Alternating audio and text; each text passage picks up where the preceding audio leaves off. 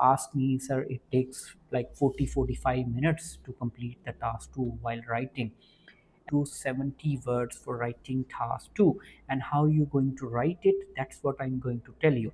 I've already told how to write a good introduction. You can check the descriptive writing. So for creative writing, you need time for brainstorming and use website. You find different essays over there, advantages, agree, disagree, causes for your topics you can find.